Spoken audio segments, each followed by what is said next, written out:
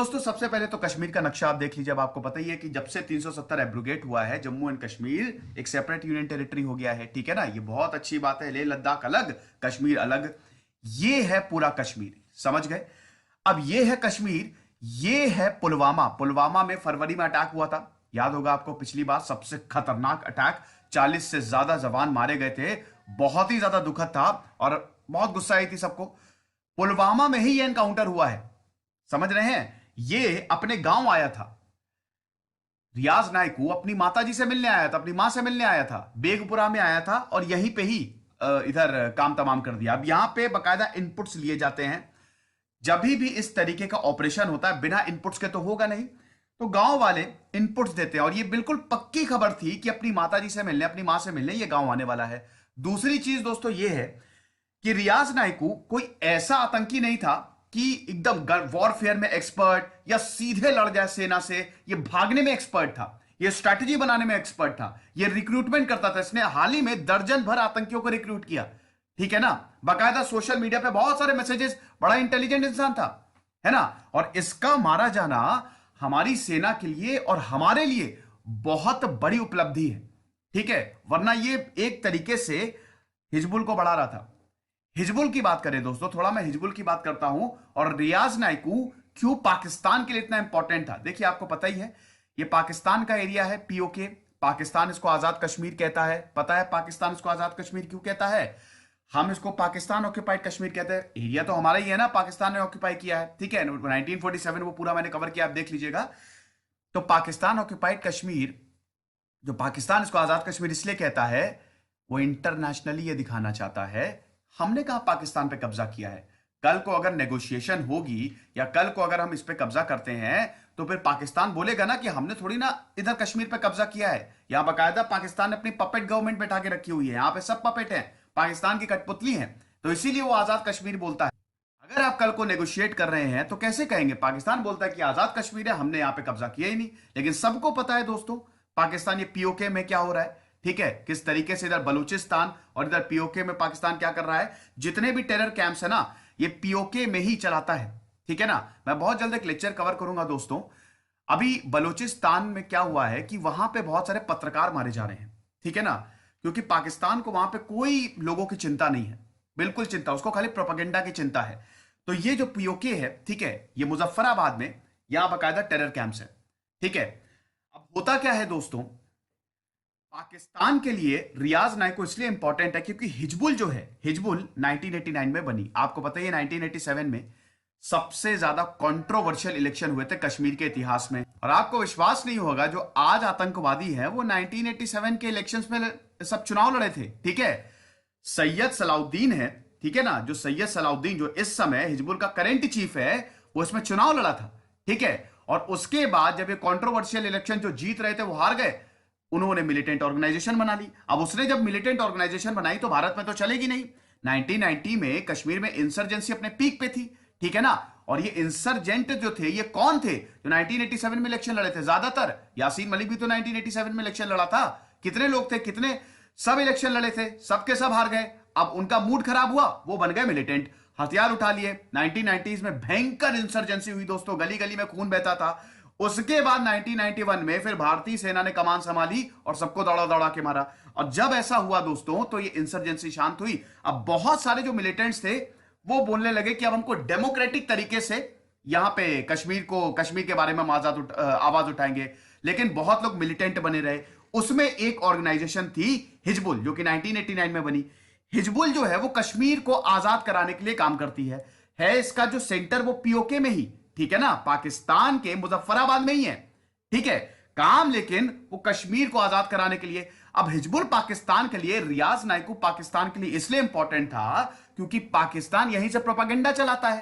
पाकिस्तान दुनिया को बोलता है कि देखो हम कुछ नहीं कर रहे हैं, कश्मीर के लोग, कश्मीर के युवा आतंकी बन रहे हैं। रियाज नायकू कश्मीरी का तो था, हिजबुल में ज्यादातर लोग, बुरहान वानी भी कश्मीर का था, वो कश्मीर के ही हैं। तो पाकिस्तान एक तरीके से पूरी दुनिया को दिखाता है कि देख लो यार, हम कुछ नहीं कर रहे हैं, ये कश्मीर के ही लोग आतंकी बन रहे हैं, ये फोर्सेस के खिलाफ लड़ रहे हैं, भारत के खिलाफ लड़ रहे हैं, हम अपनी तरफ से कुछ नहीं भेज रहे हैं। लेकिन पाकिस्तान हर मोर्चे पे सफल है दोस्तों, ठीक है।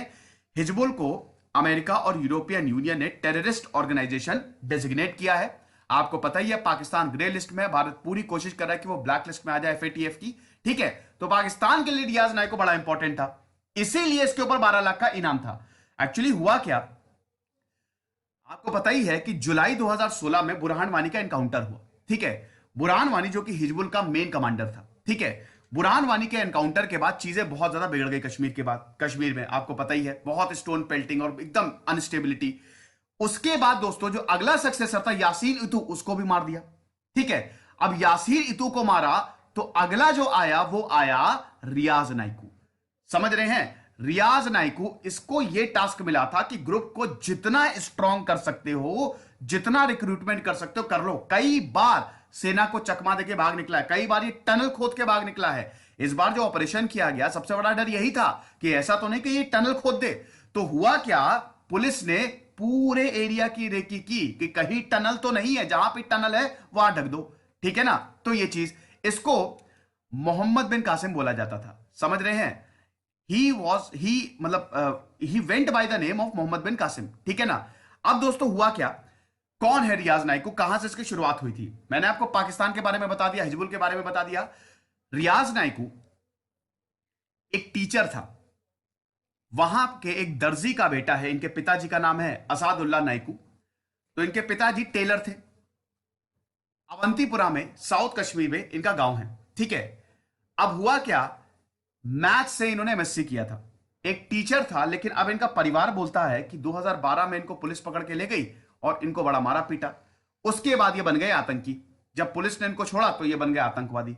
और 6 साल के मतलब 2020 तक, मतलब 5 साल 2017 के बाद से एकदम से ये टॉप कमांडर हो गया हिजबुल का। इसने सईद सलाउद्दीन का भी भरोसा जीत लिया, सईद सलाउद्दीन का भी भरोसा जीत लिया। ठीक है, और उसके बाद फिर इसको यही टास्क दिया गया कि जो ग्रुप है उसको और ज्यादा ताकतवर बनाओ। ठीक है, अब आपको बताइए कि 5 अगस्त 2019 को 370 एब्रोगेट कर दिया गया। तब से वहां पे कर्फ्यू लगा हुआ है। ठीक है, क्योंकि लॉ एंड ऑर्डर की सिचुएशन ना बिगड़ जाए, प्रॉब्लम ना हो जाए, इसीलिए सरकार ने वहां पे कर्फ्यू लगा के रखा है। ठीक है, A++ कैटेगरी का ये आतंकी था। 2018 में दोस्तों इसने पुलिस वालों को किडनैप कर लिया था। ठीक है, इसने पुलिस वालों को किडनैप कर लिया था और बोला था, इनके पिताजी को पकड़ के ले गई थी पुलिस कि तुम्हारा बेटा कहाँ है, उसको हमको सौंप दो। क्योंकि दोस्तों इस तरीके के बहुत सारे सिविलियंस भी मारे जाते हैं ना। ठीक है, ये जो मिलिटेंट्स हैं ये किसी के सगे तो होते नहीं है, बहुत सारे सिविलियंस मारे जाते हैं, पुलिस वालों को मारते हैं। ये इनको क्या लेना देना, उनको तो खाली अनस्टेबिलिटी फैलानी है। ठीक है, जितनी हिंसा है फैला दो। तो हुआ क्या कि पिताजी को इनको पकड़ के ले गई पुलिस, और इधर 11 पुलिस वालों को इसने किडनैप कर लिया कि पिताजी को छोड़ो वरना सबको मार देंगे। ठीक है, अब हम ये देखते हैं दोस्तों, इसकी तलाश काफी टाइम से थी। 12 लाख का इनाम था। A++ कैटेगरी का मतलब एकदम हाई प्रायोरिटी टेररिस्ट है, मोस्ट वांटेड टेररिस्ट है। ठीक है, गांव वालों ने इनपुट्स दिए कि रियाज नाइकू अपने घर आ सकता है, पुलवामा में बेगपुरा में अपनी मां से मिलने आ सकता है। ये जैसे ही पता चला फोर्सेस को, तुरंत वो चौकन्नी हो गई। ये बात है दोस्तों अभी परसों की, ट्यूसडे की। ठीक है, हालांकि एक हफ्ते से पहले ये सर्च ऑपरेशन जारी था। एक हफ्ते से पहले जो स्पेशल ऑपरेशन ग्रुप है कश्मीर का, और जो जम्मू एंड कश्मीर पुलिस है वो बकायदा, और 21 RR है, 21 RR है, वो बकायदा ऑपरेशन चला रही थी। ठीक है, कि आतंकियों को पकड़ो, ढूंढो, मारो, है ना। अभी आप देख ही रहे हैं। आपको बता दूं दोस्तों कि 21 मार्च के बाद जो सिचुएशन है वो बहुत ज्यादा अच्छी नहीं है।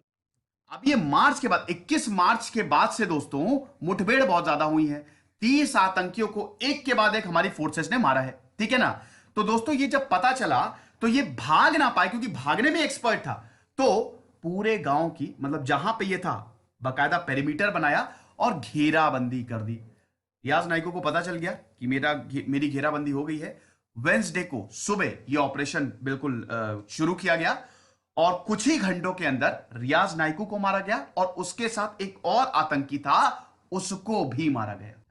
उसके बाद भागने का कोई तरीका नहीं था। फिर जब एनकाउंटर हुआ तो रियाज नाइकू मारा गया, एक घर से दूसरे घर भागा और दूसरे घर में इसका एनकाउंटर कर दिया। ठीक है, और फिर हमको कल ये खबर आई कि रियाज नाइकू का एनकाउंटर हो गया। और इसके घर से 12 किलोमीटर दूर दोस्तों, 12 किलोमीटर दूर दो और आतंकियों को मारा गया। ठीक है ना, अवंतीपुरा में 2 और आतंकियों को मारा गया। ठीक है, तो टोटल 4 आतंकी मारे गए हैं। तो सेना के लिए यह बहुत बड़ी कामयाबी है। अब हिजबुल पे क्या इसका असर पड़ने वाला है? अब जाहिर सी बात है, इससे हिजबुल का जो स्ट्रक्चर है वो बिगड़ेगा। बहुत तगड़े से बिगड़ेगा, क्योंकि कमांडर अब बहुत कम है। देखिए, पुलिस जो है और जो फोर्सेज है वो बहुत ज्यादा एक्टिव है, ठीक है।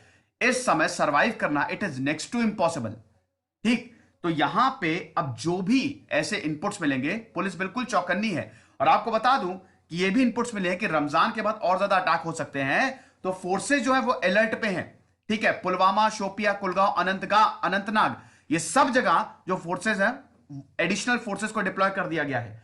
साथ ही साथ दोस्तों, जब इसको मारा गया तो स्टोन पेल्टिंग की भी घटना हुई, ठीक है। पत्थरबाजी भी हुई वहां पे सेना के ऊपर, ठीक है, जब इसका एनकाउंटर किया गया। तो ये चीज अब 21 मार्च के बाद दोस्तों, 21 मार्च से 30 आतंकियों को मारा जा चुका है। और इस रियाज नायकों की प्लानिंग दोस्तों अप्रैल में ही शुरू कर दी थी कि कैसे इसको मारना है, कैसे घेराबंदी करनी है। स्ट्रैटेजी में काम अप्रैल से ही शुरू हो गया था दोस्तों, सेना ने अप्रैल से ही स्ट्रैटेजी बनानी शुरू कर दी थी, ठीक है। तो यहां पे 15 बार मुठभेड़ हुई है 21 मार्च के बाद से, और 30 आतंकियों को मारा गया है। इंटरनेट, एसएमएस, ये सब बंद हो गया।